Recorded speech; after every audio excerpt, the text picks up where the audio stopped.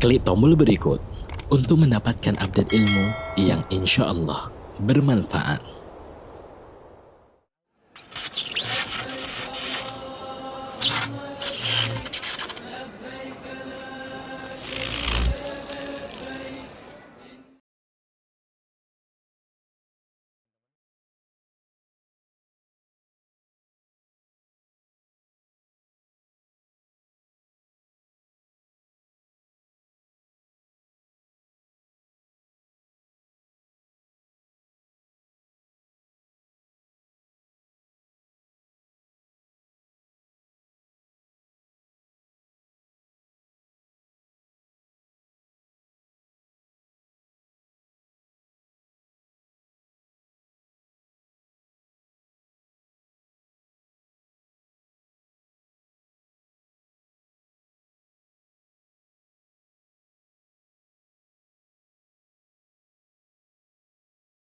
Siap.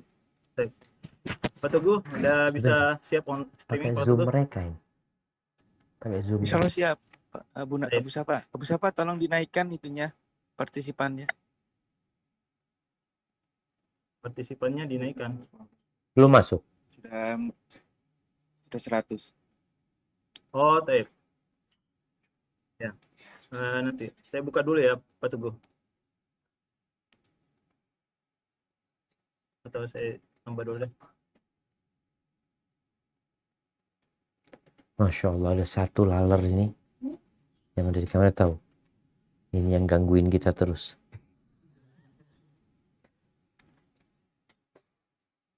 Bukan gitu, Bang. Nah, Pak Teguh udah saya tambah ya kapasitas meeting. Oke Pak Teguh ya, kita online. Baik, tafadhol Ustaz. Bismillah. Assalamualaikum warahmatullahi wabarakatuh.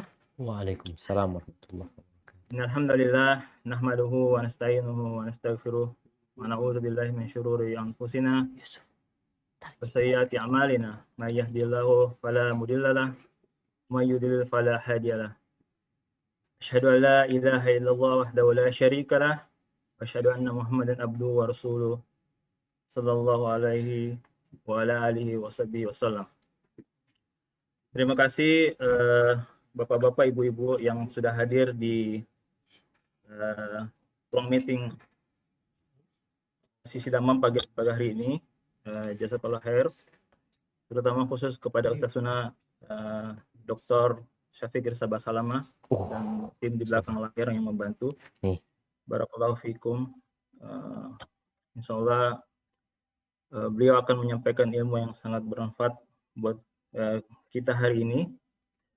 Insya Allah akan mendapatkan nasihat-nasihat tentang apa yang kita cari di kehidupan ini. Nasihat tentang sampai kapan kita akan mengejar dunia. Insya Allah banyak faedah yang bisa kita petik dari kajian pagi ini.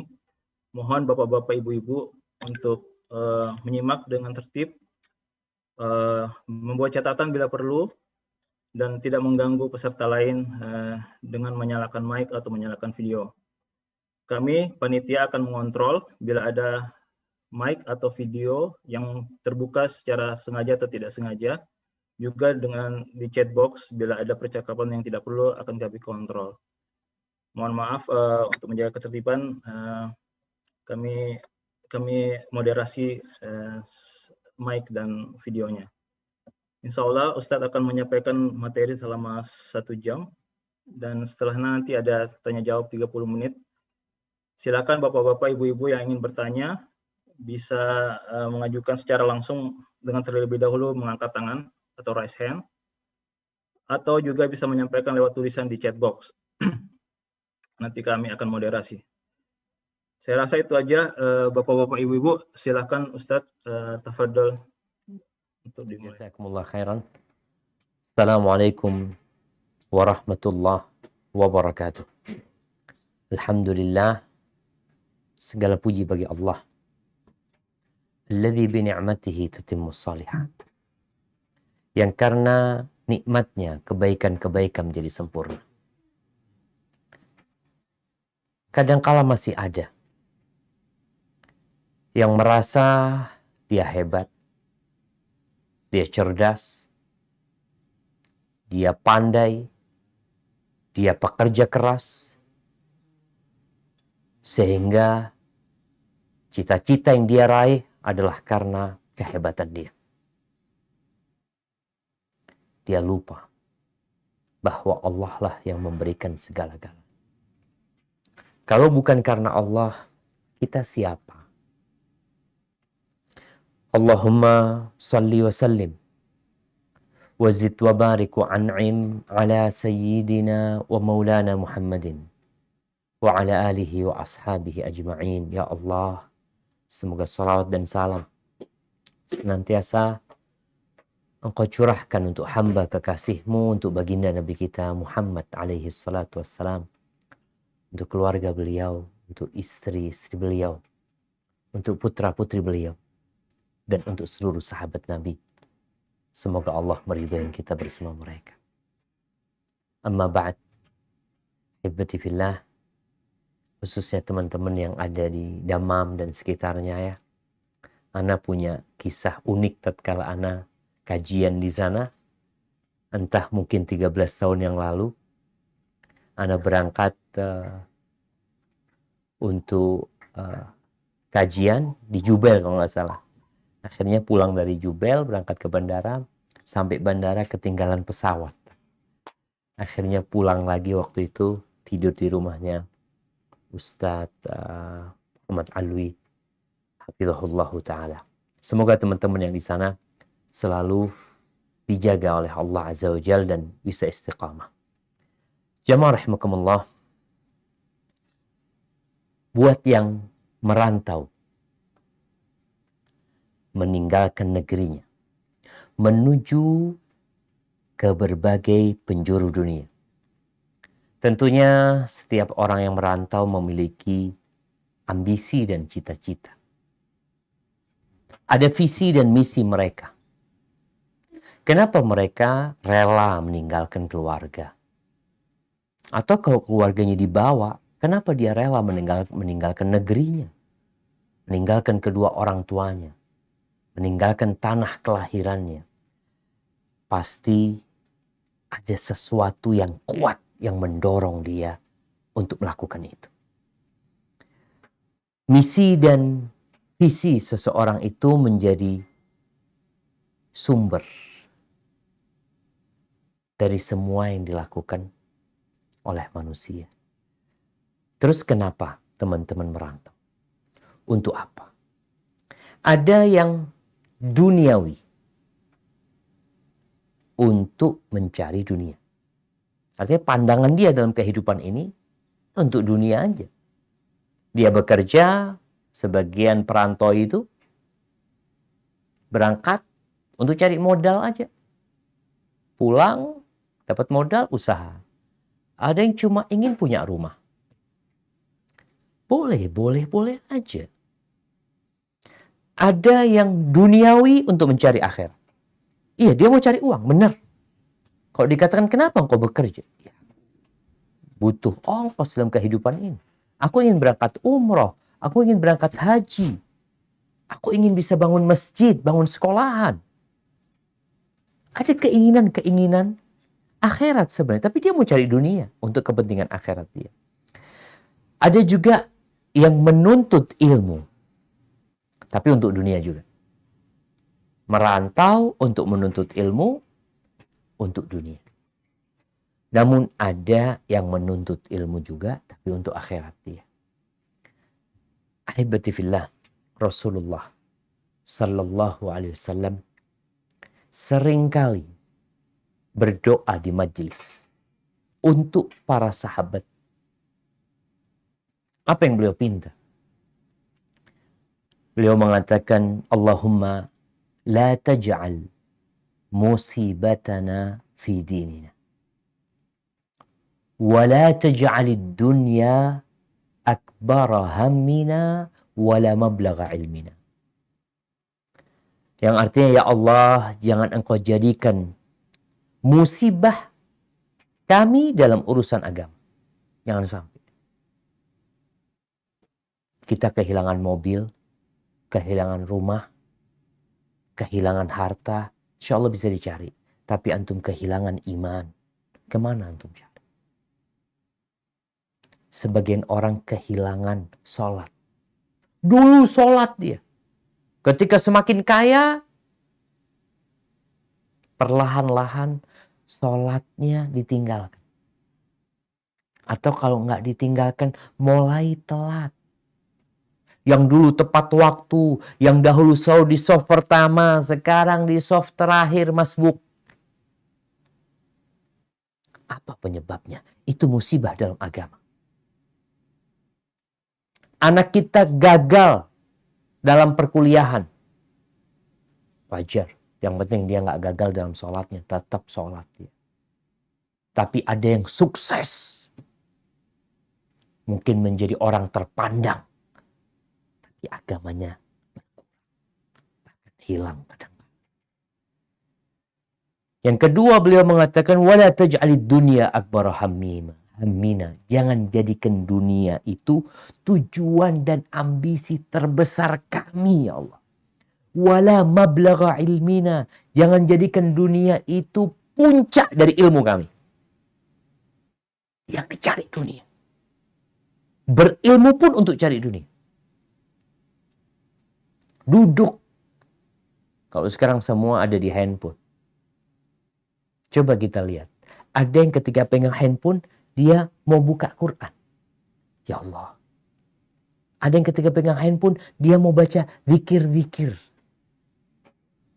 Tapi ada yang setiap pegang handphone, tidak ada urusan akhir. Dunia aja. Alhamdulillah sekarang kita bisa mengecek ya. Sebenarnya dalam sehari itu, berapa kali kita membuka aplikasi Al-Quranul Karim. Bukan berapa kali ya. Baterainya berapa lama baterainya itu digunakan untuk itu. Dan itu insya Allah dapat menjadi alat kontrol kita. Kalau antum mau tidur malam, antum buka baterai itu. Antum lihat, buat apa aja kan seharian. Orang itu takut handphonenya mati sekarang, subhanallah. Takut. Semua sarana dibikin oleh manusia supaya handphone itu tidak mati. Kenapa vendor-vendor besar ini yang menyediakan baterai, mereka mengatakan ini lebih kuat lagi, bisa sepekan mungkin, nggak dicas ya, kayaknya belum ada sekarang. Dulu ada handphone yang jadul itu bisa sepekan, 2 pekan masih hidup. Tapi sekarang ya ambisi manusia yang menyebabkan baterainya boros. Maka coba antum malam hari membuka handphone di bagian baterai. Antum kalau bisa ada perubahan. Kalau dilihat hari ini ya Allah, nggak ada Quran yang buka hari ini. Gimana? Buka antum. Paling tidak sama lah kalau bicara dunia sama akhirat, kalau bisa bareng lah. Ahibatifillah, kita termasuk yang di mana? Ya, antum sendiri yang bisa menghukumi diri kita. Kadang-kala kita melihat orang, oh fulan ini duniawi, belum tentu. Kadang-kala kita melihat dia kaya raya, rumahnya, mobilnya. Antum berpikir duniawi, belum tentu. Bisa jadi yang tukang becak lebih duniawi daripada yang kaya raya. Karena ini bicara hati. Kalau bicara harta, ya ada yang kaya, ada yang miskin. Ada orang kaya ambisinya akhirat, ada orang miskin ambisinya duniawi. Dan sebaliknya. Haibati fillah, Rasulullah SAW mengabarkan kepada para sahabat bagaimana sih pemburu dunia itu. Yang mengejar dunia terus. Sehingga lupa dengan akhirat. Subhanallah, ini hadis diriwayatkan oleh Imam Al-Baihaqi. Dari Abu Hurairah radhiyallahu anhu. Dari Nabi alaihi salatu wassalam. Beliau bersabda. Inna Allaha yubghidu kulla jahwariyin jawab. Sakhabin bil aswa. Jifatin bil lail. Himarin bin nahar. Alimin bi amri dunya. Jahilin bi amri akhir. Allah jemaah, lama anak gak baca hadis ini. Tapi ketika Anda mempersiapkan diri untuk kajian hari ini, Anda kok ketemu lagi sama ini hadis. Yang artinya, Innallah, sesungguhnya Allah membenci semua orang yang berkata keras, kasar, sombong. Orang yang rakus namun pelit. Rakus, cari duit terus dia. Cari harta. Dan dia pelit. Entah mau dibuat apa itu harta sama dia. Sakhabin bil aswaq. Orang yang bersuara gaduh di pasar. Ya. Nggak ngapain suara gaduh di pasar. Teriak-teriak, jualan ini, itu, macam-macam. Apa kata Nabi SAW? Subhanallah, ini gambaran yang benar-benar perlu kita renungkan bersama. Jifatin billail. Kalau malam hari kayak bangkai. Tidur kayak bangkai. Nggak gerak. Nggak ada bangun untuk sholat malam. Nggak ada bayangan dia. Ya Allah, sepertiga malam akhir ya Allah. Aku ingin menghadap kepada minta akhirat. Sebagian orang bangun malam itu untuk cari dunia juga. Jadi orang sholat malam yang diminta dunia. Karena urusannya sulit ini itu. Subhanallah. Kapan minta akhirat? Sholat malam dipakai cari dunia. Cari akhirat. Tapi ada orang yang kata Nabi, jifatin billail. Jifah, bangkai di malam hari. Kita lihatlah bangkai. Himarin bin nahar. Di malam hari seperti bangkai, di siang hari seperti keledai. Allahu Akbar. Keledai itu kerjanya ngangkut barang ya. Ya sudah, dia berangkat ke sana, dia angkutin barang lagi, berangkat ke sana, nanti datang ke sini, cari dunia. Digambarkan seperti keledai yang bekerja untuk cari dunia. Yang ada dalam benak keledai ini cuma kerja aja. Makan, kerja, kawin, mungkin buang kotoran. Himar. Allahu Akbar. Keledai di siang hari. Malam harinya bangkai, siang harinya keledai. Alimin bi amrid dunya. Alim, ulama dia ini dalam urusan dunia. Pinter untuk cari fulus. Jahilin bi amril akhirah. Bodoh tentang urusan akhir. Wallahi jamaah. Ini orang dibenci sama Allah. Ya, tapi kadangkala kita tertipu dengan kehidupan dunia. Sehingga tidak peduli dengan bencinya Allah kepada diri kita. Ahibati fillah. Menyikapi dunia ini harus dimulai dengan ilmu tentang kehidupan dunia. Yang Nabi sebutkan tadi, sallallahu alaihi wasallam, itu orang alimin bi amrid dunia. Alim tentang urusan dunia. Tapi lupa sama urusan akhir. Bodoh. Maka kita perlu tahu nih, kita perlu punya ilmunya. Emangnya kenapa sih kita ada di dunia ini? Buat apa kita di sini? Apakah kita dulu di tempat lain sebelum berada di dunia ini? Nah, kita dulu nggak ada. Kita sadar keberadaan kita ini bukan karena keinginan anak. Anak lahir bukan karena keinginan anak. Keinginan orang tua, ya orang tua punya keinginan. Tapi berapa banyak orang tua punya keinginan punya anak, nggak punya anak? Berarti ada yang ingin keberadaan kita di sini. Siapa? Allah Azza wa Jalla. Kemudian awal mula keberadaan kita di muka bumi ini ceritanya dari Nabi Adam alaihissalam. Coba kita buka Quran. Di surat Al-Baqarah ayat 35-36. Cerita keberadaan manusia di muka bumi ini. Yang dimulai dengan diturunkannya Nabi Adam alaihissalam. Nah, silakan dibaca. Barakallahu fiik.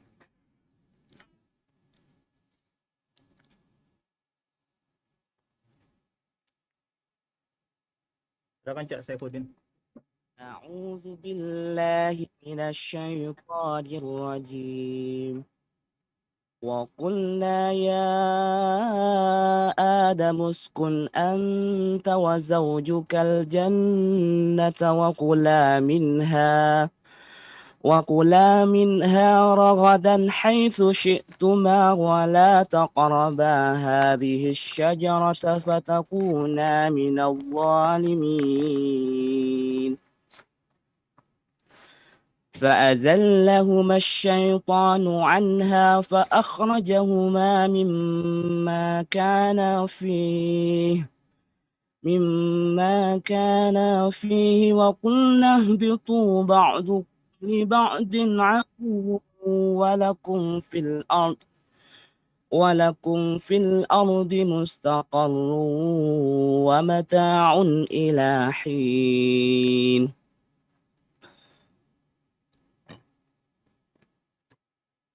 Artinya, Dan kami berfirman, wahai Adam, tinggallah engkau dan istrimu di dalam surga, dan makanlah dengan nikmat berbagai makanan yang ada di sana sesukamu. Tetapi janganlah kamu dekati pohon ini, nanti kamu termasuk orang-orang yang zalim. Lalu setan menggelincirkan keduanya dari surga, sehingga keduanya dikeluarkan dari segala kenikmatan ketika keduanya di sana di surga, dan kami berfirman, turunlah kalian, sebagian kalian menjadi musuh bagi yang lain, dan bagi kalian ada tempat tinggal dan kesenangan di bumi sampai waktu yang ditentukan. subhanallah. Kita punya waktu terbatas di muka bumi. Ada kesenangan terbatas juga. Kenapa? Karena kita bukan penduduk bumi. Nabi Adam dan Hawa diturunkan bersama syaitan. Dan Allah ingatkan, hati-hati sama syaitan. Musuh kalian. Bapak kalian tuh, Adam dan ibunda kalian Hawa, keluar dari surga, keluar dari segala kenikmatan, turun ke bumi ini karena godaan syaitan. Maka jangan sampai kita juga mau digodain sama syaitan. Udah dikasih tahu syaitan itu musuh. Namun dunia ini menggoda. Bayangin ya. Ada orang jam 3 itu bisa bangun untuk ke pasar. Tapi sulit bangun untuk ke masjid. Ke pasar bisa rame loh pasar itu jemaah. Jam 3 itu udah rame. Atau jam 2 pun sudah ramai. Tapi masjid sepi. Bahkan kadang kala pasar-pasar atau masjid-masjid yang ada di pasar itu kurang terawat. Jamaahnya juga tidak banyak. Rasulullah SAW bersabda tentang dunia ini. Apa kata beliau? Dunia sijnul mu'min wa jannatul kafir.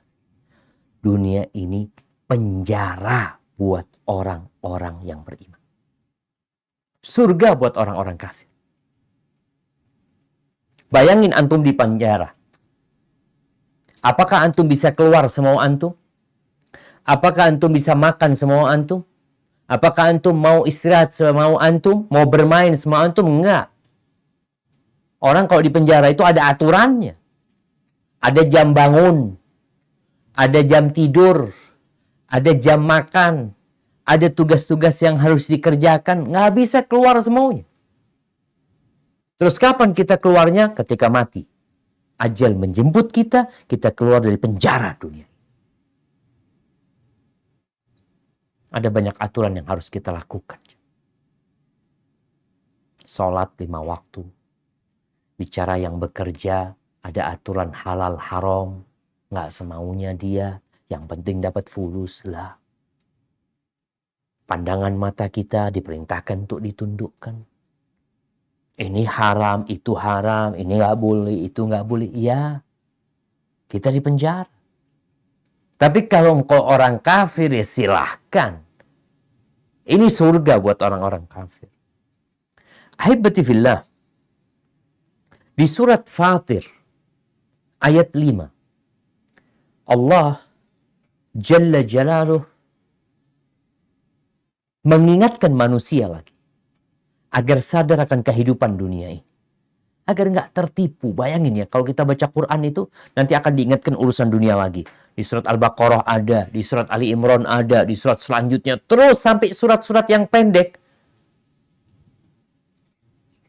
Kita akan mendapatkan peringatan-peringatan Allah agar kita berhati-hati dengan dunia ini. Jangan-jangan sibuk mengejar dunia. Antum mengejar bayangan antum sendiri. Kalau antum berhenti, dunia itu berhenti. Antum lari, dia ikut lari. Terus enaknya, ya antum duduk. Dia ada bersama antum sebenarnya. Nah, silakan dibaca surat Fatir ayat 5.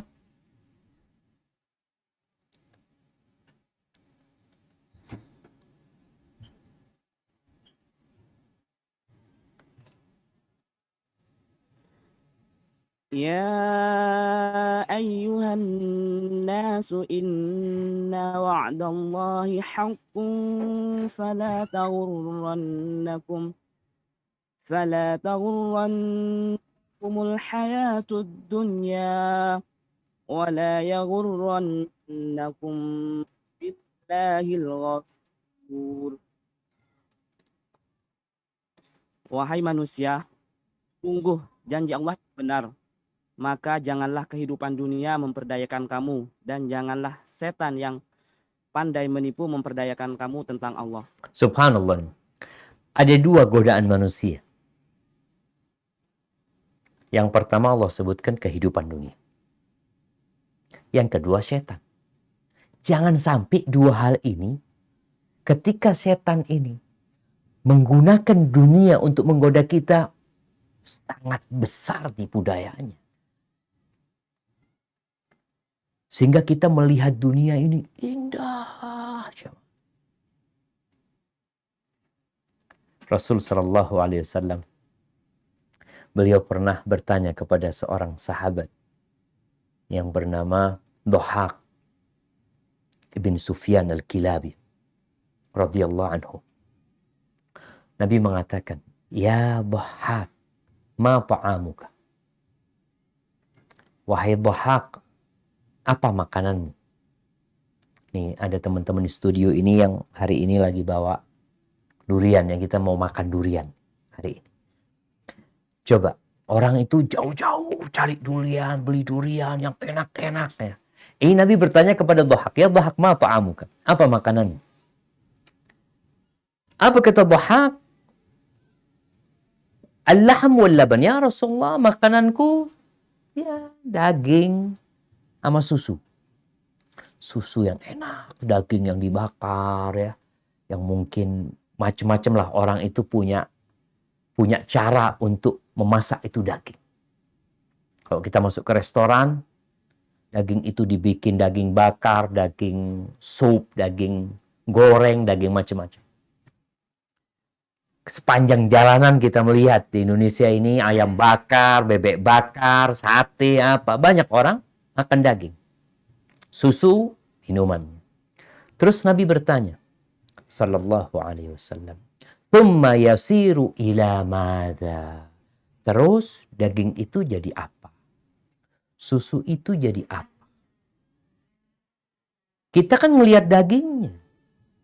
Kalau kita bicara kita makan durian, kita ngeliat duriannya enak. Coba mikir, jadi apa nih ntar nih? Yang kita katakan enak. Nabi bertanya, kemudian jadi apa? Dhahak. Nggak berani jawab dia. Dia cuma mengatakan, ila ma qad alimta ya Rasulullah. Menjadi sesuatu yang engkau sudah tahu ya Rasul. Ya, udah tahu. Kita semua udah tahu jadi apa tuh makanan yang enak. Apa kata Nabi SAW? Fa inna Allah tabaraka wa ta'ala daraba ma yakhruju min ibni Adam mathalan lid-dunya. Sesungguhnya Allah tabaraka wa ta'ala menjadikan yang keluar dari perut manusia itu permisalan untuk dunia. Dunia yang begitu indahnya. Yang orang berebut. Kalau kita melihat di pagi hari orang keluar dari rumahnya mencari dunia, pulang malam hari. Kita lihat ada Ada pergerakan yang begitu hebatnya di siang hari orang mencari dunia. Permisalannya seperti apa? Kata Nabi SAW. Seperti yang makanan yang kau makan, kemudian jadi kotor. Dalam ini hadis riwayat Ibnu Hibban. Di riwayat lainnya, Nabi SAW mengatakan inna mat'ama ibn Adam, sesuai makanannya manusia itu duri bali dunia masalah, sebagai permisalan untuk kehidupan dunia. Bima kharaja min ibni Adam, dari makan kemudian yang keluar. Wa in qazzahahu wa mallahu fandur ma yasiru ilaihi. Coba kita lihat. Walaupun kata Nabi SAW, makanan itu dihiasin ya. Makanan itu dikasih. Kalau di restoran bintang 5 itu ya. Makannya di model macam-macam. Jadi cara nyuguhkannya ya, jangan ditanya lah. Orang itu kadangkala untuk kuliner jamaah meninggalkan kotanya. Ana pernah diajak kuliner sama teman di Jakarta, berangkat ke Bandung.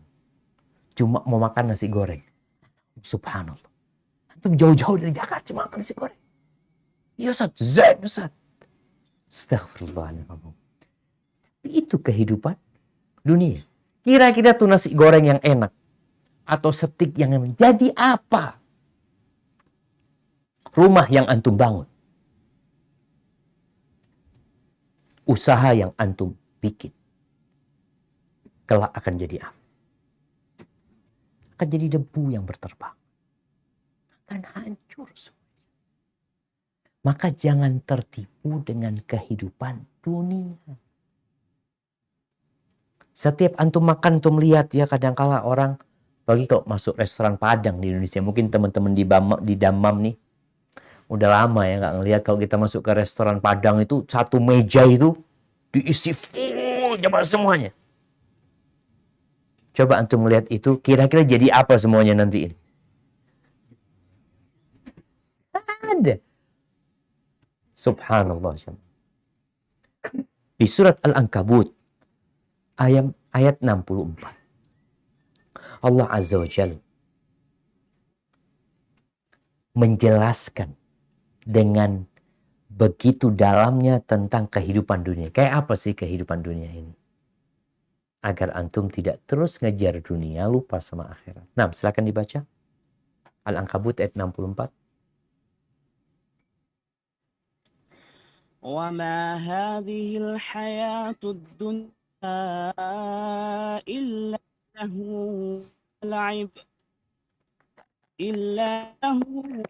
وَلَعِبٌ وَإِنَّ الدَّارَ الْآخِرَةَ هِيَ الْحَيَوَانُ لَوْ كَانُوا يَعْلَمُونَ. Dan kehidupan dunia ini hanya senda gurau dan permainan, dan sesungguhnya negeri akhirat itu kehidupan yang sebenarnya, sekiranya mereka mengetahui. Nah, sekiranya mereka mengetahui hakikat kehidupan dunia ini. La'ibun walahun. La'ib cuma permainan yang melelahkan badan. Antum pagi berangkat kerja, sore capek, orang-orang berkeringat, yang melakukan perjalanan la'ib walahu. Kehidupan dunia cuma ya melalaikan hati. Permainan buat badan, melalaikan hati kita kehidupan dunia. Kehidupan yang sebenarnya itu apa? Akhirat. Ya Allah jemaah. Bayangin ya, orang paling kaya di dunia ini hidup berapa tahun sih? 100 tahun. Anggap hidupnya 100 tahun. Di akhirat nanti, satu hari itu sama dengan 1000 tahun. Sama orang kaya, orang miskin. Jadi kalau kita bicara orang kaya raya yang hidup di dunia, kalau nanti di akhirat dia masuk surga, lebih dulu orang miskin masuk surga setengah hari. Berapa tahun? 500 tahun, bayangkan orang miskin sudah di surga, udah berpelukan sama bidadari-bidadari di sana, menikmatin makanan yang ada. Ini orang kaya nungguin di luar. Masih dihisap mereka. 500 tahun. Padahal nih orang kaya menikmatin dunianya berapa tahun? Dunia yang dengan segala penyakitnya, segala kesusahannya, cuma 70 tahun, cuma 100 tahun. Maka ingat, jangan akhirnya kita sibuk mencari dunia ini. Boleh cari dunia, tapi jangan lupa sama akhirat. Itu pesannya. Rasulullah SAW pernah mengatakan, mali walid dunia. Beliau pernah tidur, jemaah. Tidur di atas tikar. Tikar yang dari daunnya kurma ya. Maka sekali-kali antum ini yang biasa hidup nyaman, cobalah tidur di tikar. Ajak istrinya, ajak anaknya. Hari itu tidur di tikar. Malam ini kita tidur di tikar. Supaya mereka sadar. Dunia ini nggak ada artinya. Ini masih ada tikar. Nanti kita tidur di tanah. Nggak di kasur. Di tanah, ditaruh sama orang-orang di dalam tanah, ditinggal. Kita masih tidur di atas tikar bareng-bareng sama keluarga. Rasulullah SAW tidur di tikar sampai membekas di badannya. Jadi, al-badadatu minal iman. Kita itu perlu sekali hidup sederhana. Bukan kita tidak mau menampakkan nikmat yang Allah berikan. Antum biasa naik mobil mewah, sekali-kali antum naik angkot. Duduk tuh sama orang-orang di angkot itu. Untuk menundukkan jiwa antum. Supaya tidak sombong. Supaya karat-karat cinta kepada dunia itu juga rontok. Rasul SAW tidur di atas tikar. Ketika para sahabat mengatakan, ya Rasulullah, ala nattakhid laka wita'an. Gimana kalau kita kasih kasur? Kasur. Bukan mau dikasih spring bed atau apa. Kasur biasa aja. Apa kata Nabi SAW? Mali walid dunya. Apa sih urusanku sama dunia ini? Innama mathali wa mathalud dunya karakibin istadalla tahta syajaratin thumma raha wa tarakaha. Permisalanku sama dunia ini hanya seperti seorang rakib, seorang musafir yang naik kendaraan, kemudian ada pohon, dia singgah di pohon itu sebentar, transit di pohon itu istirahat. Kemudian dia akan meninggalkan pohon itu selama. Seperti itu kehidupan kita di dunia. Maka Nabi dalam hadis lain mengatakan kepada Abdullah bin Umar, kun fid dunya ka'annaka gharibun aw 'abiru sabil. Hiduplah engkau di dunia seperti gharib, orang asing yang sedang tinggal di satu kota, bukan kota dia, bukan kampung dia. Dia orang asing. Seperti WNA yang datang ke Indonesia. Aw 'abiru sabil, atau enggak, yang lebih bagus engkau itu menjadi seperti pengembara. Ada orang asing yang sudah tinggal, tapi ada pengembara. Mungkin sekarang kita lihat ya, orang yang transit. Kita bisa melihat pemandangan yang aneh. Kalau kita berangkat haji. Kalau kita berangkat umroh. Ini orang-orang kaya-kaya yang berangkat umroh kadang-kala jemaah ya. Walaupun sebenarnya ada orang biasa-biasa. Tapi itu orang-orang kaya di bandara siap tidur di lantai kadang-kala. Kadang-kala tidur di kursi. Kalau dikatakan, Bapak kenapa nggak beli kasur? Beli kasur lah. Kan Bapak punya uang, kata dia. Ustaz, sebentar cuma Ustaz. Bentar lagi udah berangkat kita. Tuh orang kaya siap tidur di lantai. Kita sekarang nggak usah ngelihat jemaah umroh lah. Kita lihat orang-orang yang sedang traveling. Kadang-kala transit 6 jam di bandara. Nunggu dia tidur di kursi. Dari besi kursinya nggak ada. Empuk-empuknya nggak ada. Tapi bisa tidur dia. Apa dikatakan dia pelit? Kenapa dia nggak beli kasur? Enggak, masalahnya anak nggak lama di sini. Dan antum di dunia ini nggak lama. Tadi Nabi SAW memberikan contoh. Kalian ini cuma sebentar. Maka jangan terlalu memikirkan yang di sini. Kalian akan melanjutkan perjalanan. Kalau mau beli kasur ya di sana lah kasur kita. Kita kan di sana lama gitu loh. Di sini sebentar. Oleh karena itu Rasul SAW menyuruh kita berhati-hati dengan dunia ini. Karena benar-benar membuat orang lupa. beliau setelah sholat subuh di Masjid Nabawi pernah menyampaikan kepada para sahabat, hari itu, di malam harinya itu datang fulus dari Bahrain yang dibawa oleh Abu Ubaidah Amir bin Jarrah. Ketika Nabi habis subuh itu mau pulang, dilihat kok banyak orang ini. Biasanya kan mereka pada sholat di masjid masing-masing ya. Di kampung Madinah itu banyak masjid-masjid, di setiap kampung ada masjid sepertinya. Mereka waktu itu kok sholat di Masjid Nabawi subuhan ini. Terus Nabi tersenyum mengatakan, oh kayaknya kalian dengar ya, ada fulus yang masuk.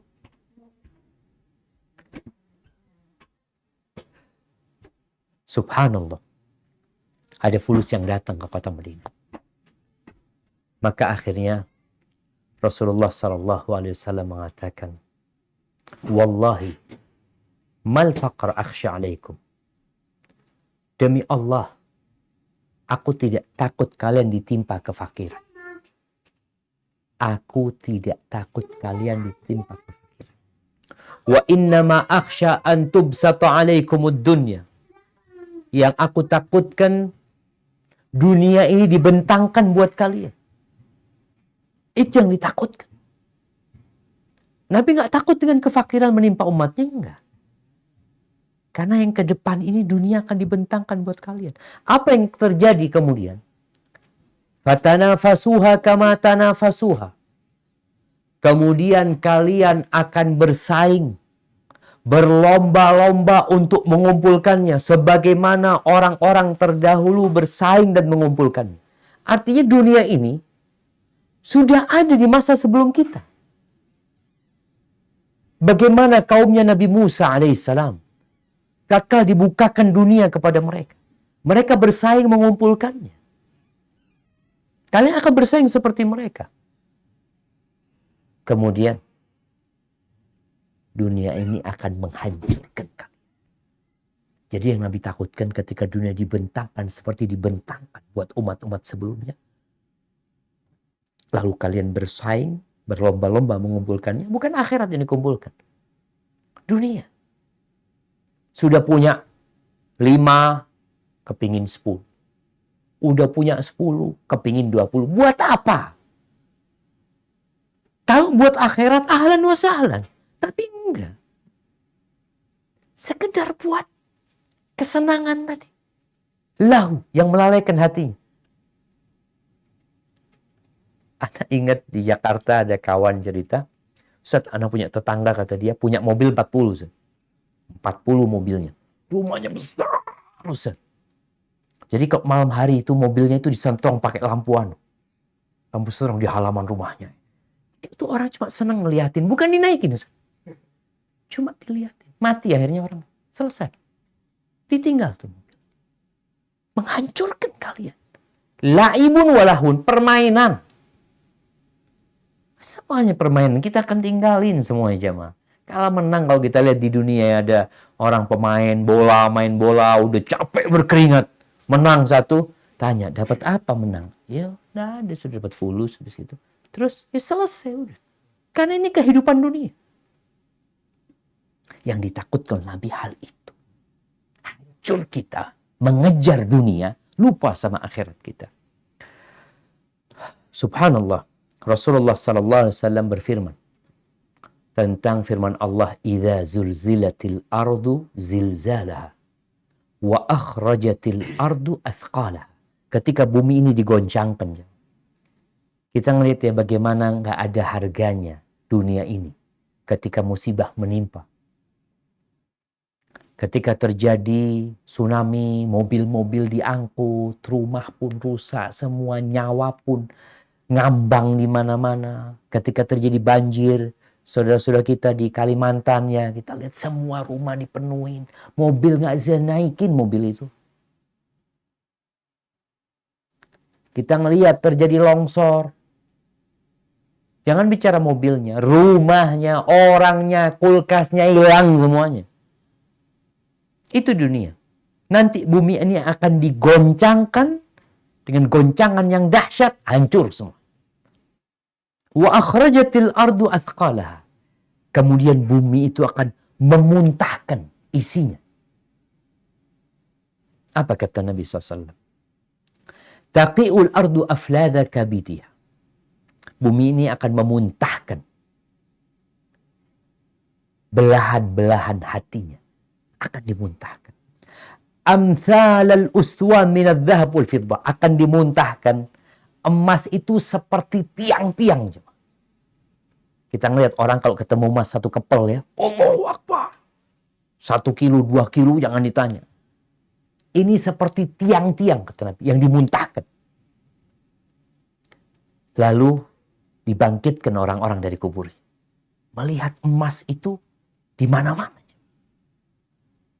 Fayaji'ul qatil. Seorang yang pernah membunuh dalam kehidupan dunia. Dia mengatakan, fi hadza qataltu. Demi harta ini aku membunuh. Ini yang membuat aku melakukan pembunuhan harta. Wayaji'ul qati'.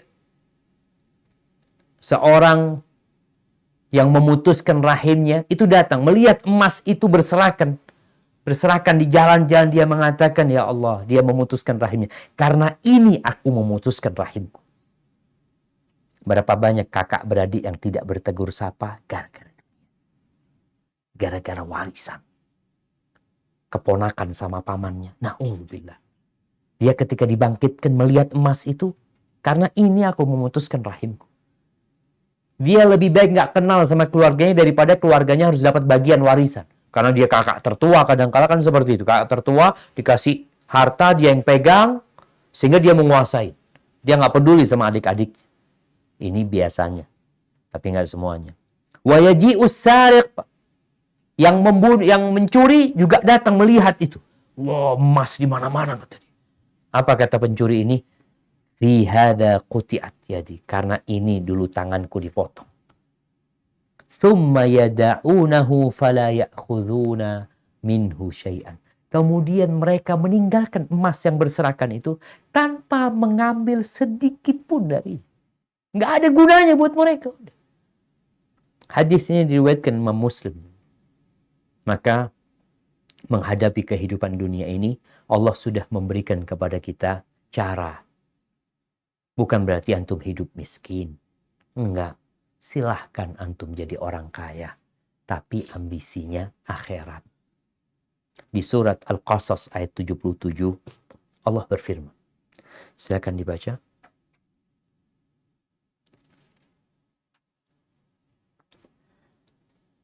وابتغ فيما آتاك الله الدار الآخرة ولا تنس نصيبك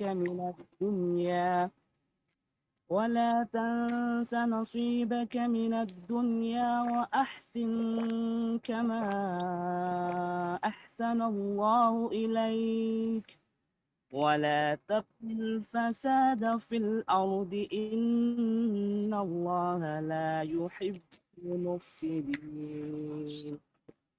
Dan carilah pahala negeri akhirat dengan apa yang telah dianugerahkan Allah kepadamu. Tetapi janganlah kamu lupakan bagianmu di dunia dan berbuat baiklah kepada orang lain. Sebagaimana Allah telah berbuat baik kepadamu. Dan janganlah kamu berbuat kerusakan di bumi. Sungguh Allah tidak menyukai orang yang berbuat kerusakan. Barakallahu fikum. Nah, Allah mengatakan wabtaghi. Carilah dengan apa yang Allah berikan kepadamu akhirat. Jadi nyari akhirat. Allah kasih harta sama kita, alhamdulillah. Ada orang yang rezekinya ditambah terus sama Allah. Buat apa? Buat cari akhirat. Wala tansa nasibaka minad dunya. Tapi kata Allah, kamu jangan lupa bagianmu dunia. Artinya kita hidup di dunia. Jangan sampai akhirnya hidup di dunia, semua disodakohkan, semua di jalan Allah, dia akhirnya minta-minta. Anaknya akhirnya hidup miskin. Jangan. Makanya Nabi SAW ketika Sa'ad bin Abi Waqqas hendak berwasiat, dia waktu itu sakit keras, dia itu hendak mewasiatkan semua hartanya. Apa kata Nabi SAW? Enggak boleh kalau semua hartanya. Kalau begitu 2/3-nya Nabi SAW. Kata Nabi enggak. Setengahnya enggak. Kalau begitu 1/3-nya Nabi SAW. Baru Nabi mengatakan, Naam, ats-thuluts. Wat-thuluts katsir. Ya, 1/3. Nggak apa-apa. Dan 1/3 itu udah banyak gitu. Ini bicara tentang urusan wasiat dia. Untuk cari akhirat. Ketika mau mati, mau cari akhirat, cuma 1/3 yang diperbolehkan. Tapi kalau engkau hidup, silahkan kau berapa yang mau dikasihkan. Lalu Nabi mengatakan alaihissalatu wassalam, innaka antadhara warathataka aghniya, engkau meninggalkan anak keturunanmu kaya raya, itu lebih baik loh. Daripada engkau tinggalkan mereka alatan yatakaffafunan. Mereka miskin, minta-minta sama orang. Lebih baik tinggalkan mereka dalam kondisi ada harta, cukup buat mereka. Tapi bersama iman tentunya. Kalau harta banyak tanpa iman, ya habis juga itu harta. Wa ahsin kama ahsanallahu ilaik. Berbuat baiklah sebagaimana Allah berbuat baik kepadamu. Artinya ketika orang dikasih lagi rezekinya sama Allah, engkau siapa yang ngasih? Allah kan? Terus berbuat baiklah kepada orang lain. Sebagaimana Allah memberi kepadamu, kita nih kadang-kala jamaah, kalau bicara harta ya, sedekah kita tuh tetap. Umpamanya dulu waktu kita penghasilan 10 juta, sedekah kita anggap 1 juta. Penghasilan kita 20 juta, sedekahnya tetap 1 juta. Tambah 30 juta, sedekahnya tetap 1 juta. Maka Allah katakan, berbuat baiklah engkau kepada orang sebagaimana Allah berbuat baik kepadamu. Sehingga apa istilahnya? Seimbang gitu loh jemaah. Allah ngasih banyak, yang keluar juga banyak. Wala tabghil fasad fil ardi. Jangan membuat kerusakan di muka bumi. Apa maknanya? Jangan berbuat maksiat. Musibah-musibah yang menimpa manusia. COVID-19 yang sekarang sampai hari ini kita pun masih merasakan dampak. Kita harus tahu, itu disebabkan dosa manusia. Tapi kadangkala kita cuma ribut cari vaksin. Bukan mengajak umat manusia untuk bertobat kepada Allah. Jangan membuat kerusakan di muka bumi. Allah nggak suka dengan orang-orang yang melakukan kerusakan. Ahibati fillah. Yang terakhir. Di surat Al-A'raf. Ayat 50-51. Kita akan melihat tentang bagaimana Allah menggambarkan penghuni neraka. Kenapa mereka menghuni neraka? Kemana harta mereka? Kemana kekuasaan mereka? Ketika mereka menghuni neraka, mereka minta apa? Minta uang? Mereka ingin harta? Mereka ingin kesehatan? Mereka cuma minta air. Air jemaah, air. Mereka cuma minta seteguk air. Dan itu pun gak dikasih. Kenapa mereka masuk neraka? Allah sebutkan sebabnya. Mungkin kita bisa baca ayat ini. Silahkan.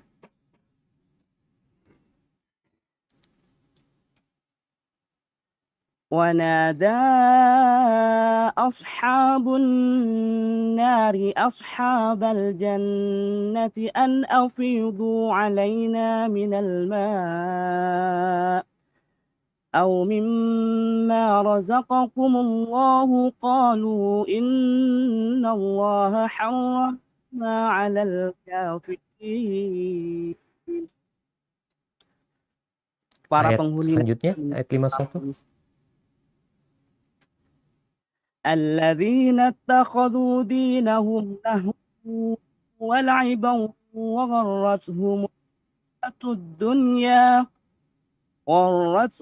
الحياة الدنيا فاليوم ننساهم كما نسوا لقاء يومهم هذا وما كانوا بآياتنا يجحدون.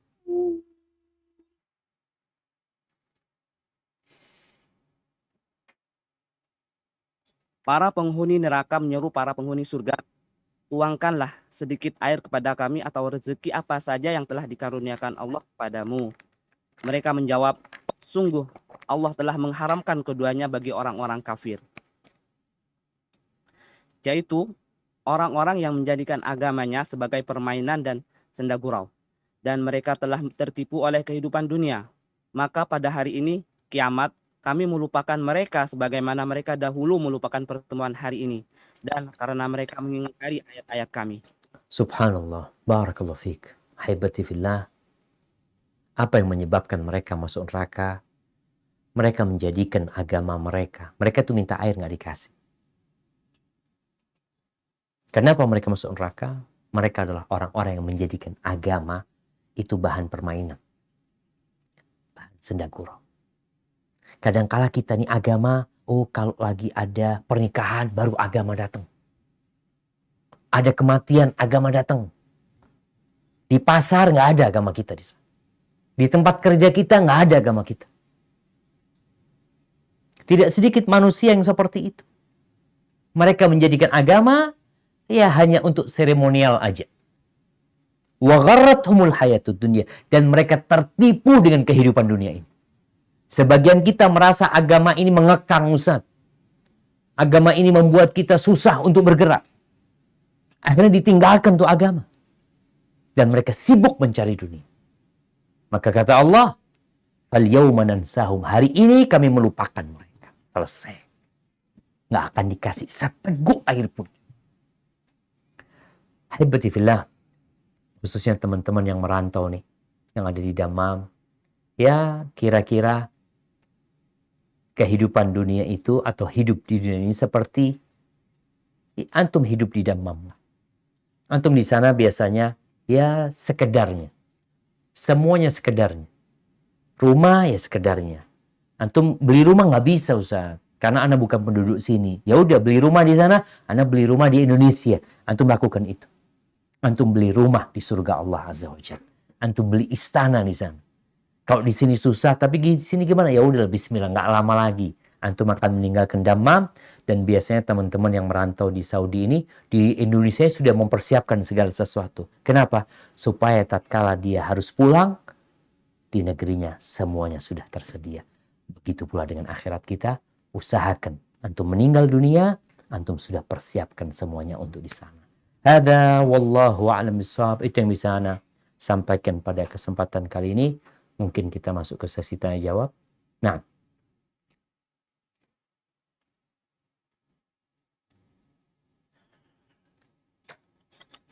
Alhamdulillah. Salatu wassalamu ala Rasulullah. Subhanallah.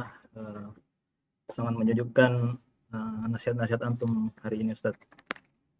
Jumat pagi di Dammam serasa penuh berkah dengan nasihat-nasihat antum. Barakallahu fikum. wafikum. Bapak-bapak, ibu-ibu,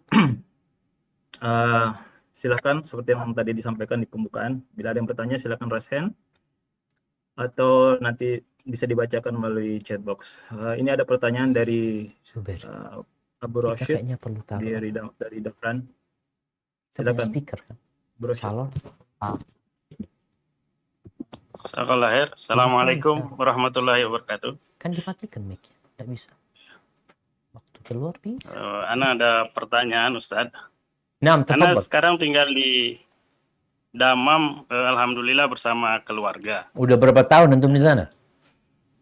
Ana dari 2011, Ustadz. Oh, Masya Allah. Udah 10 tahun nih ya. Jangan lupa, Nah, antum ya. orang Indonesia ini jangan lupa.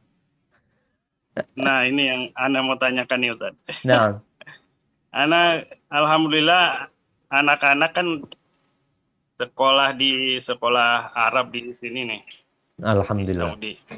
Hmm. Nah, alhamdulillah pendidikannya sepertinya bagus gitu, Ustadz. Nah, Ada tauhid, ada tiap hari hafalan Quran gitu. Hanya yang jadi pertanyaan bagi anak itu, anak jauh dari orang tua sehingga terluput dari berbakti kepada orang tua. Jadi gimana Ustaz ini menyimbangkan antara pendidikan anak yang kita rasa bagus di sini dengan Iya. berbakti dengan orang tua yang jauh. Jazakallah khair, Ustaz. Masya Allah. Barakallahu fikum. Nah, jemaah, ini berkaitan tentang berbakti buat orang tua ya. Buat teman-teman yang merantau. Yang pertama, antum harus dapat keridhaan orang tua. Keberadaan antum di sana itu harus dengan izin orang tua. Dan mereka ridho. Ridallah fi ridal walidain.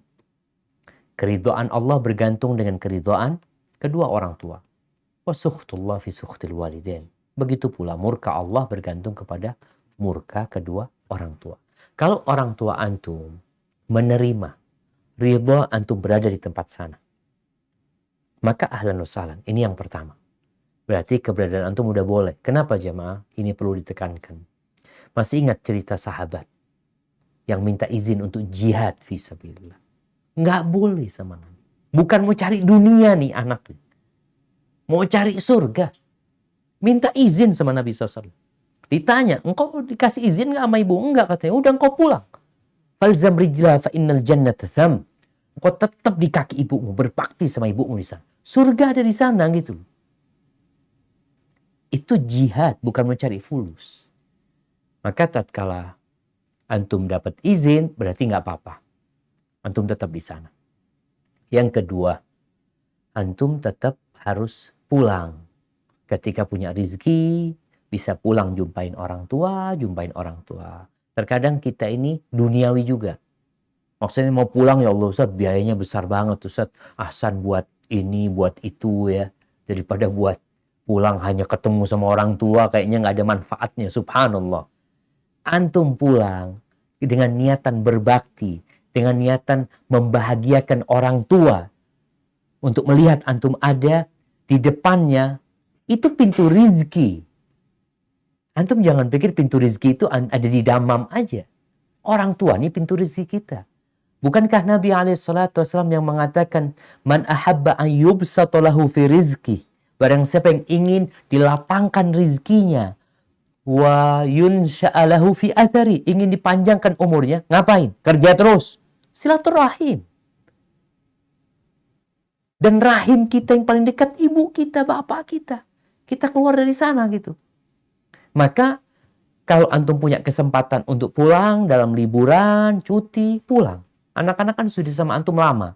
Nggak harus bawa anak-anak kadangkala pulang. Kadangkala kita berat juga jemaah.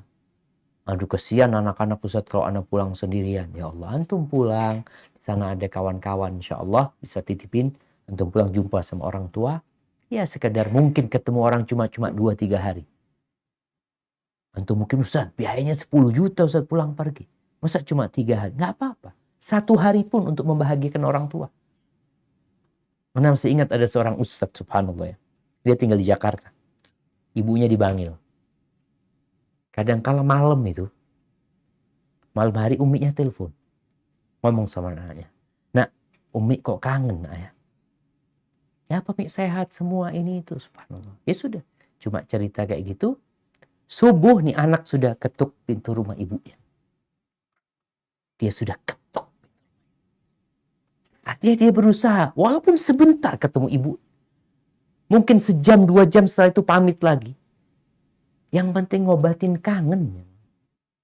Ada kerinduan orang tua sama anak gitu loh. Kadang-kadang sebagian anak ini yang merantau cuma kirim fulus. Ya nggak apa-apa, alhamdulillah gitu. Antum bisa kirim fulus.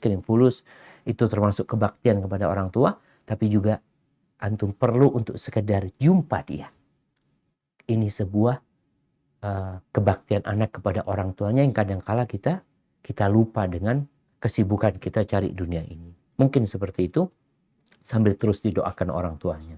Hadza wallahu a'lam bissawab.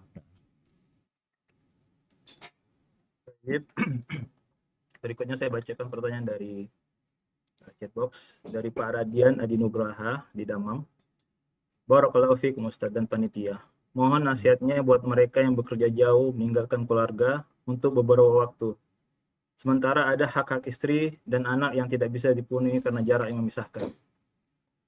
Nah, subhanallah jemaah. Iya. Kalau Anda tanya sama teman-teman yang di Madinah dulu ya, yang bertahun-tahun, ada yang 10 tahun, bahkan ada kawan waktu itu 27 tahun ya. Ketika Anda tanya, dia nggak bawa istri, nggak bawa anaknya. Anda tanya, gimana antum bang? Kok betah di sini? Selalu jawaban mereka bukan betah Ustaz, butuh. Nggak betah kita di sini. Kita ingin pulang Ustaz. Tapi ya apa Ustaz ya? Subhanallah. Baik, apa yang harus dilakukan buat teman-teman yang jauh dari istri dan anak-anak? Inilah pentingnya memilih istri yang soleha. Sehingga tatkala antum harus keluar kota bekerja, antum sudah mempersiapkan buat anak-anak antum itu ibu yang merupakan madrasah. Tidak ada antum pun. Sang ibu ini udah sekolahan buat anaknya. Bagaimana kisah Abul Aswad Ad-Du'ali yang pernah mengatakan kepada anak-anaknya. Dia ngomong sama anak-anak.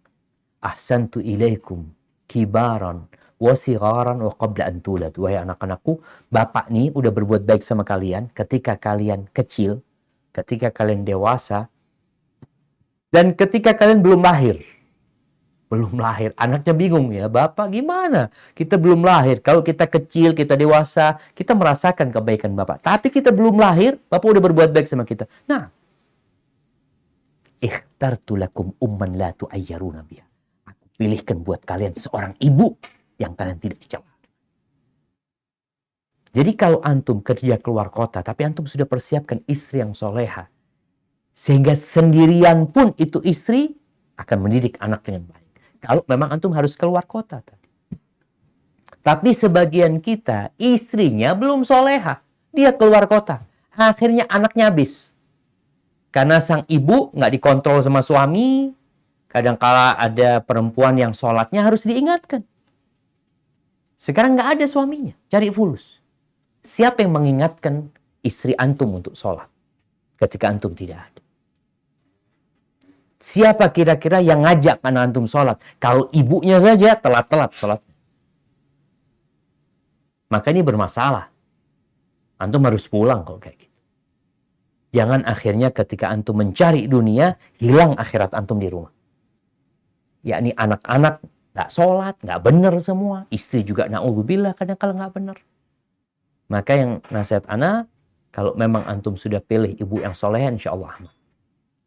Terus gimana Ustaz kalau ibunya belum soleh? Ya antum yang harus soleh. Ingat cerita di surat Al-Kahfi ini hari Jumat sekarang ya. Disunahkan baca surat Al-Kahfi tentang dua anak yatim. Orang tuanya sudah mati. Bapaknya udah mati. Bagaimana hartanya anak yatim ini dijaga sama Allah. Allah kirim Nabi Musa dan Nabi Khidir. Dua orang soleh nih. Untuk menyelamatkan hartanya itu anak yatim.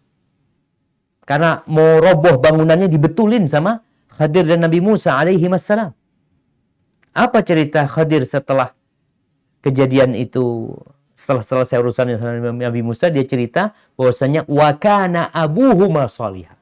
Bapaknya dua orang anak yatim ini orang soleh. Udah mati di kuburan, Allah jagain anak.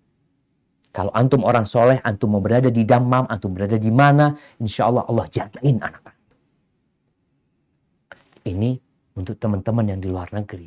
Tapi jangan sampai akhirnya antum di luar negeri, kadangkala ya ada teman-teman yang na'udzubillah yang masih melakukan kemaksiatan di sana. Gimana dengan anak dan istri antum akhirnya? Maka buat teman-teman yang ke luar negeri atau yang meninggalkan keluarganya, tolong diperhatikan hal ini.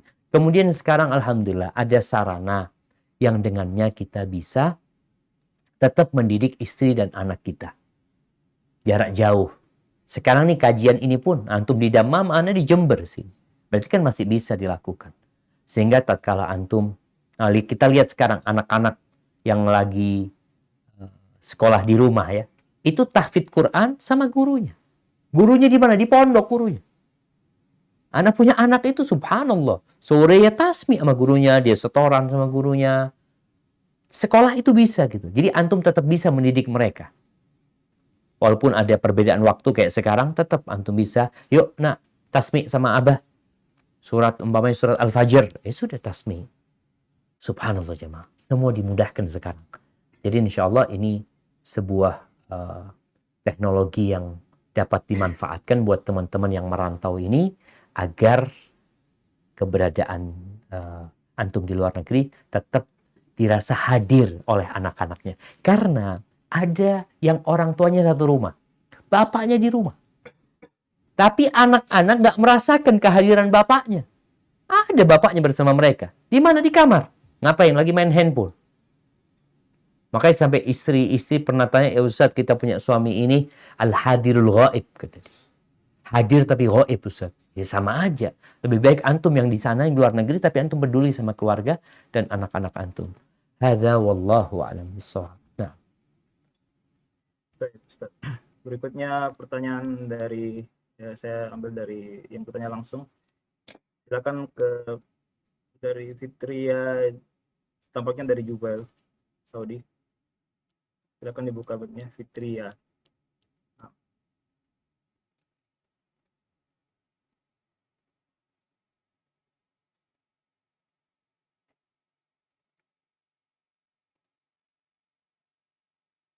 Halo, Assalamualaikum Pak Ustadz. waalaikumsalam Assalamualaikum. warahmatullahi wabarakatuh. Ahlan wa sahlan, barakallahu Alhamdulillah. fiik. Nah, tafadhali. Alhamdulillah Pak Ustadz, Ana yang waktu itu telepon sekarang, Masya Allah, Tabarakallah, Jazakallah khair, penyelenggara di Damam, bisa senang sekali saya di Saudi Arabia bisa live langsung sama Pak Ustadz. Masya Allah, barakallahu fiik. Alhamdulillah. Ana di rumah sakit Pak Ustadz yang waktu itu mengenai corona, Alhamdulillah sekarang bisa berkomunikasi kembali bersama Pak Ustadz gitu. Tafadhali. Alhamdulillah sekarang saya di sini dari tahun 2013 Pak Ustadz, Alhamdulillah. Saya WNI, waktu itu saya masih food server, jadi kerja saya di rumah sakit. Alhamdulillah sekarang saya sudah supervisor Pak Ustadz, Alhamdulillah. Alhamdulillah, Masya Allah, Mewakili barakallahu fiik. Indonesia, Alhamdulillah saya udah diberikan kepercayaan sama perusahaan karena kantor saya di perusahaannya di Riyadh, juga ada di Damam. Saya ditugaskan di Jubail. Masih mengenai corona Pak Ustadz, Nah. tapi ini masalah vaksin Ya. begitu. Karena saya supervisor untuk food server rumah sakit, kan staf karyawan saya itu dari beberapa negara seperti India, Filipina dan yang lainnya gitu kan. Terus saya dikasih edukasi sama pihak di sini harus vaksin gitu kan. Iya. Saya juga hari ini sudah kan di sini harus melalui aplikasi kan gitu, sudah daftar, tapi kan menunggu panggilan. Saya menunggu banget, pingin sekali divaksin gitu. Tapi gimana ya tanggapan untuk staf situ, kadang masih ada takut katanya nanti saya meninggal, kata mungkin karena ngelihat dari internet atau seperti apa. Iya. Kata saya itu kan kata saya kan masalah meninggal kan itu dari Allah gitu kan. Tapi saya ingin sekali gitu staf saya itu, apalagi food server kan di rumah sakit, untuk vaksin Semuanya corona pada ini. vaksin Gimana gitu. saya sekarang? Ya gitu. Nah sekarang tuh jadi pada takut, tapi kan gimana ya, saya ini harus memberikan kewajiban saya kepada staf saya bahwa itu diharuskan divaksin. Karena di sini harus pakai aplikasi, saya takut meninggal, takut begini, takut begitu. Jadi gimana ya solusinya? Begitu aja Pak Siap kalau Ustadz. gitu, Masya Allah. Jazakallah khair. Barakallahu fiik. Masya Allah. Teman-teman di Damam siapa aja yang udah vaksin nih? Naam, banyak sekali Pak Ustadz. Enggak, Juga yang di sini kan ada. yang ikut di mana? Yang ikut di Zoom Yang ini. saya di Jubail. Yang ikut di Saya Zoom. Jubail, ya di perusahaan saya termasuk manajer saya sudah alhamdulillah. Cuman karena menunggu panggilan kan di sini kan, jadi ada 3 kategori kan di sini. Yang pertama itu kategorinya yang tua, yang kedua ada dari yang berpenyakit spesial seperti diabetik gitu kan diutamakan. Nah kategori ketiga saya termasuk kategori ketiga yang sehat gitu.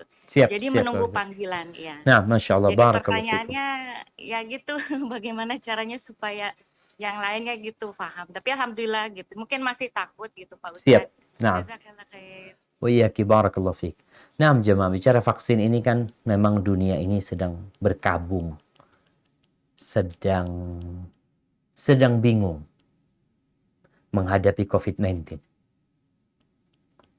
Kalau kita ingat di awal-awal COVID itu, bagaimana pemerintah kita menanganinya, bahkan pada waktu itu ada sedikit miskomunikasi dengan Arab Saudi karena jemaah Indonesia dipulangkan ya. Ada yang sudah pesawatnya turun sampai Jeddah, kemudian dipulangkan lagi karena ditutup bandaranya, udah nggak ada umroh lagi. Subhanallah, benar-benar hal yang tidak diprediksi oleh manusia.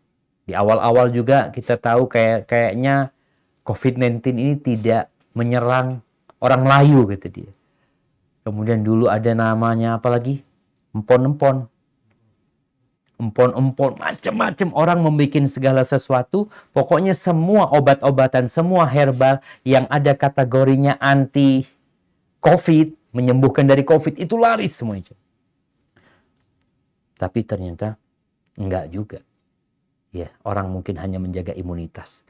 Akhirnya orang berpikir untuk membuat vaksin. Sebagaimana vaksin-vaksin sebelumnya sudah dibuat oleh manusia. Dan alhamdulillah ternyata bermanfaat vaksin-vaksin itu. Dulu ada vaksin polio ya.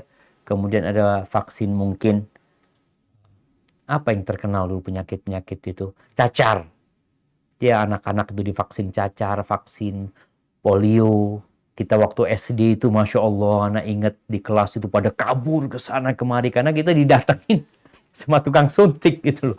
Nggak mau kita disuntik gitu.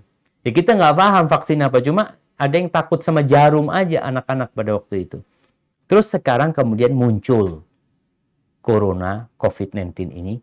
Kemudian dibuat vaksin. Memang vaksinnya ini belum selesai uji klinis secara total.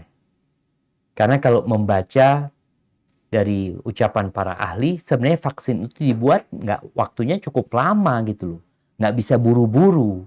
Tapi karena mendesak, akhirnya jadilah vaksin yang sekarang ada dan sudah mulai dipakai.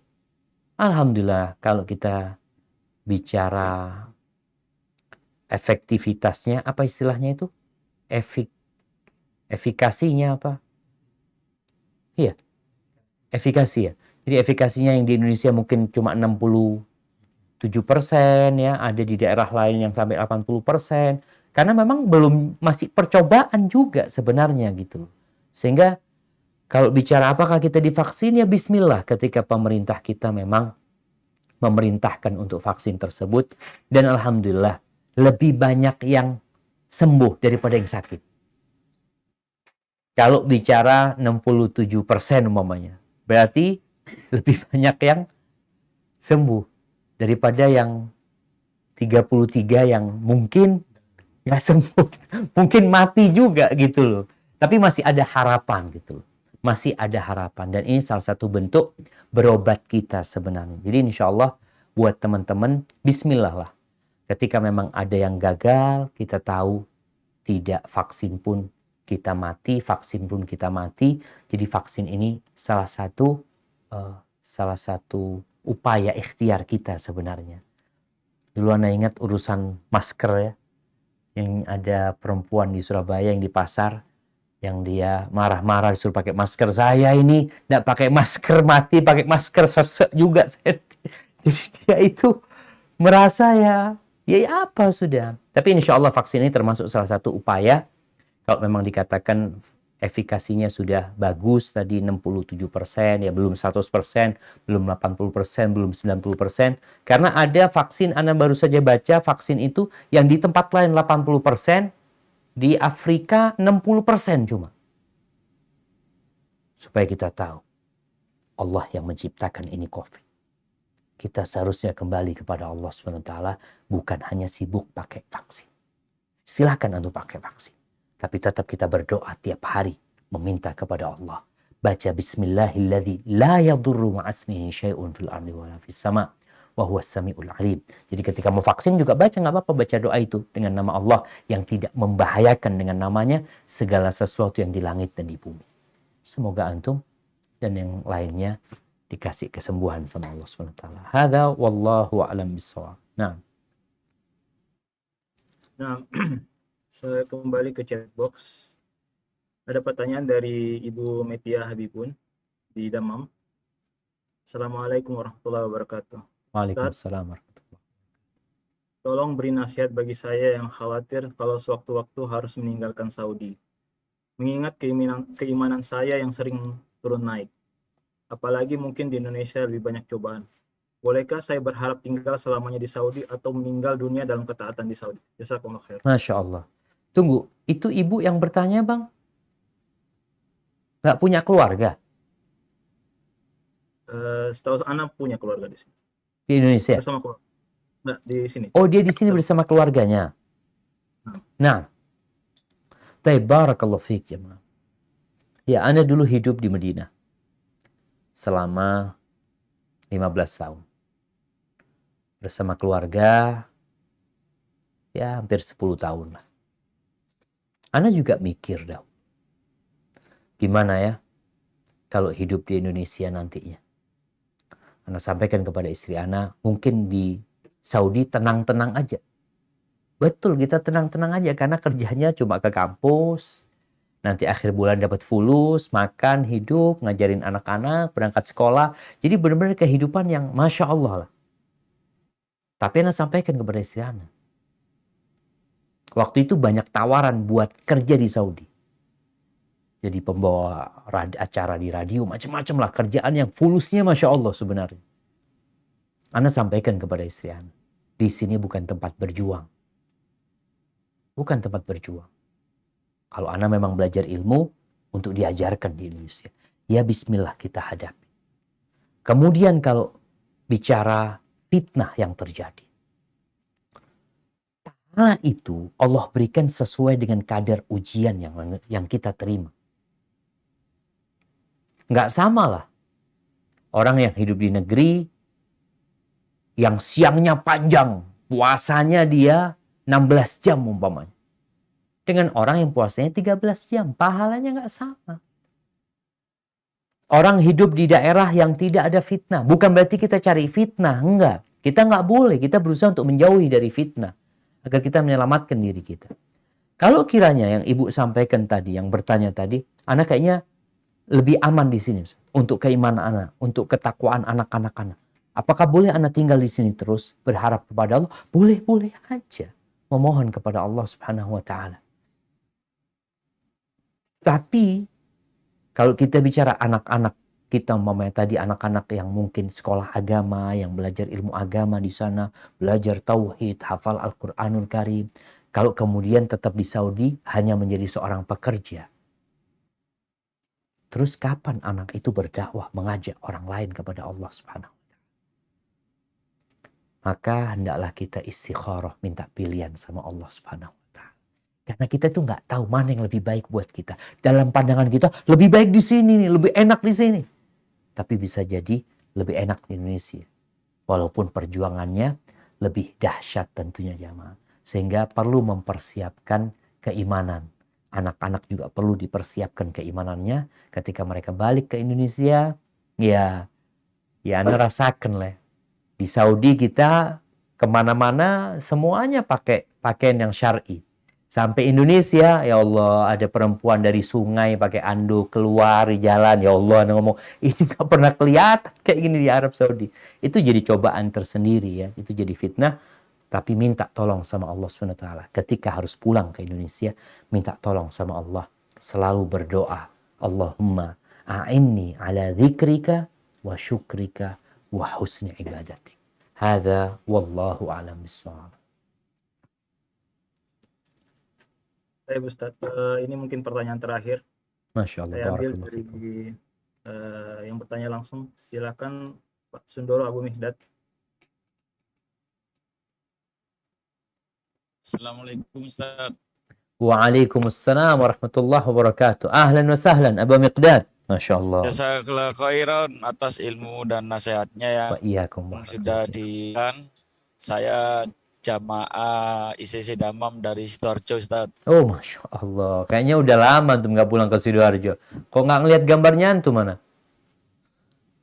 Alhamdulillah Ustaz, videonya belum bisa. Nah, tafadhal Abu Miqdad.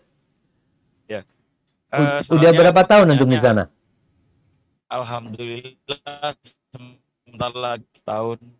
Masya Allah. Barakallahu fiik. Sebenarnya pertanyaannya hampir sama dari Ibu Mutia tadi.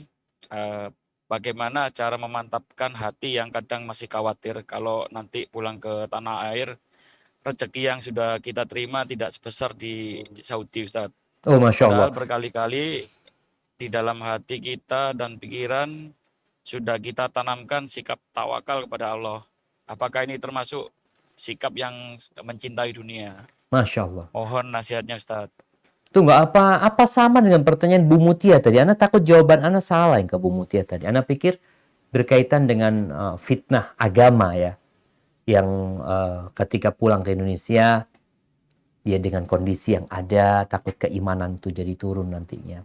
Baik, kalau pertanyaan Abu Mikdad tadi berkaitan dengan kekhawatiran urusan rizki. Ketika Ana mau pulang dari Medina, Ana dudukkan istri Ana sampaikan kepada dia waktu itu. Syuf, kita ini di Saudi ini Masya Allah, mau beli anggur ya, murah, 5 real dapat anggur yang banyak. Buah-buahan yang mahal, kita bisa beli murah di Saudi waktu itu. Maka Ana sampaikan kepada istri Ana, kalau pulang ke Indonesia jangan berharap seperti kehidupan di sini. Persiapkan. Dan kita persiapkan untuk itu. Ternyata yang ngasih rezeki kita di Saudi itu juga yang ngasih rezeki kita di Indonesia. Maka antum jangan khawatir.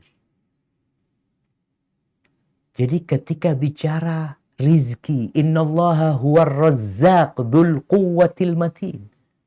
Allah itu yang maha memberikan rizki. Jadi yang memberikan rizki kepada antum di Saudi itu yang akan memberikan rizki kepada antum di Indonesia. Ada sebuah kejadian, mungkin kita perlu ambil pelajaran. Ini ada satu peristiwa. Ada sekelompok umat Islam lagi naik perahu. Mereka kemudian perahunya bersandar di sebuah pulau. Di pesisir itu, mereka berjumpa dengan satu orang yang menyembah berhala. Kemudian didakwain orang ini. Dan masuk Islam. Masya Allah. Ketika masuk Islam sama umat Islam yang lainnya dibawa. Supaya nggak tinggal di pulau itu. Karena siapa yang mau ngajarin dia di sana nantinya. Maka dibawalah oleh mereka naik perahu. Dibawa ke negerinya umat Islam ini. Sampai sana ketika turun dari kapal. Akhirnya dikumpulkan zakat. Karena dia mu'alaf nih. Dikasihlah fulus orang ini. Tanya orang ini. Ini dia berangkat ke negeri yang dia nggak tahu jemaah. Bukan kampung halaman. Tempat orang lain. Mau dikasih duit. Kata dia, uang ngapain? Enggak. Engkau manfaatkan ini itu buat kehidupanmu. Lalu dia bertanya. Aku mau tanya sama kalian. Ketika aku kafir. Ketika aku menyembah berhala. Allah masih kasih rezeki sama aku. Apakah setelah aku beriman kepada Allah, Allah nggak kasih rezeki sama aku? Kata dia. Akhirnya orang-orang pada kaget. Ya Allah, ini orang baru masuk Islam, imannya sudah kayak gitu. Itu yang kadang-kadang nggak ada di diri kita. Wa fis sama'i rizqukum wa ma tu'adun. Di langit itu rezeki kalian, bukan di Damam. Rezeki kita itu bukan di Damam. Rizki ana itu bukan di Jember, bukan di Jakarta. Ada orang yang berpikir, oh kalau ke Jakarta fulusnya banyak. Ke Jember, maafi fulus. Rizki kita itu di langit. Antum kemanapun pergi, dimanapun antum kerja, antum harus ingat. Rizki kita di langit. Allah yang kasih rizki sama kita. Jadi masalahnya kita ini kurang tawakal. Kepercayaan kita dengan pemberi rizki itu masih kurang. Kita lebih percaya sama tempat kerja kita. Bayangkan jemaah. Pada masa pandemi ini, di Indonesia, ada jutaan orang yang di PHK. Jutaan orang yang di PHK. Apakah dengan mereka di PHK, keluar dari tempat kerjanya, mereka langsung mati? Nggak dapat rezeki. Tetap mereka dapat rezeki. Karena yang ngasih rezeki bukan perusahaan mereka. Bukan pemerintah yang kasih rezeki. Wafis sama. Allah yang kasih rezeki kepada kita. Tapi memang tadi kita itu kurang tawakal. Karena di antara pintu rezeki itu tawakal. Yang kata Nabi SAW, "Lau annakum tawakkaluna 'ala Allah haqqa tawakkulihi." Kalau kalian bertawakal kepada Allah, tawakal itu artinya percaya dulu yang memberikan rezeki Allah. Kemudian menyerahkan kepada Allah. Serahkan apa katanya Allah. Kalau kalian tawakal kepada Allah dengan sebenar-benarnya tawakal, la razaqakum kama yarzuqut tayr. Allah akan memberikan rezeki kepada kalian seperti Allah memberikan rezeki kepada burung.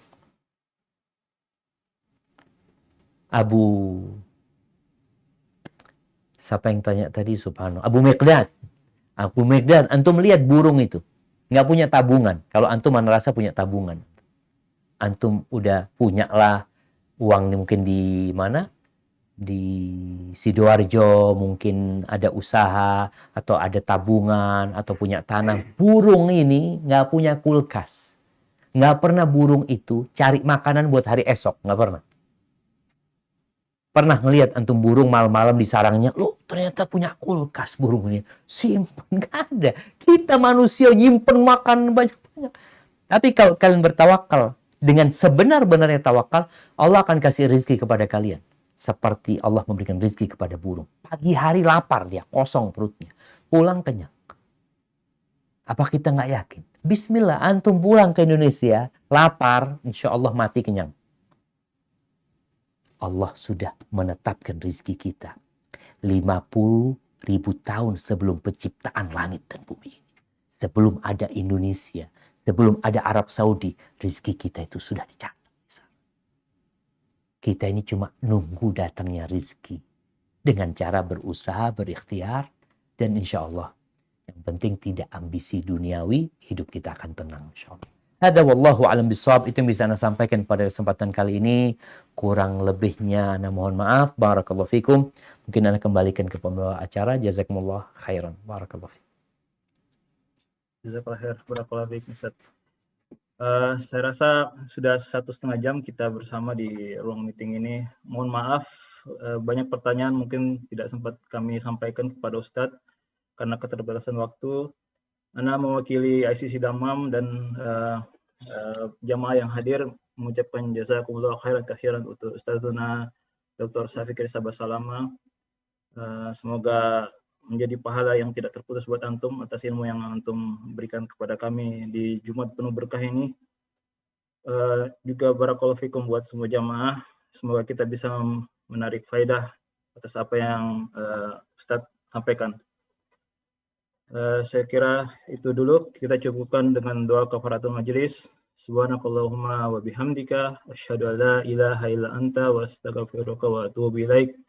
Assalamualaikum warahmatullahi wabarakatuh.